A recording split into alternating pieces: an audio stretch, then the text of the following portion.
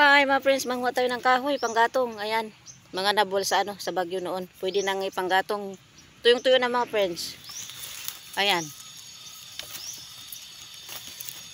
At saka masarap ang luto sa kahoy, 'di ba?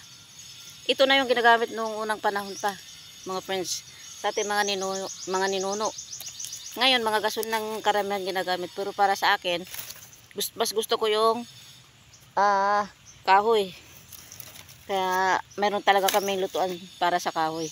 Pinagawa natin mga friends. Ayan. Ito yung puno na nabuwal noong bagyo mga friends. Ang laki nito. Kaya pwede na panggatong. Kunin na natin at sayang. Ayan.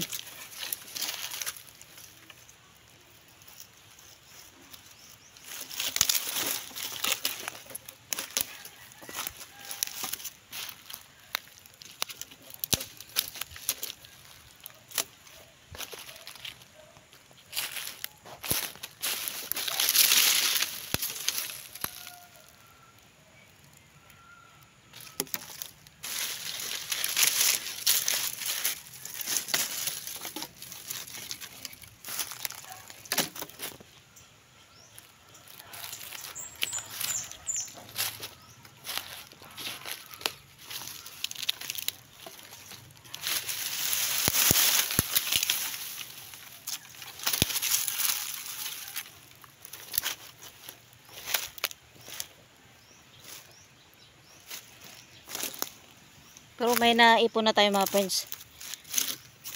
Manguha lang tayo ng kaya nating buhatin. Ayan ang ating nakuha. Ayan ang mga nakuha natin.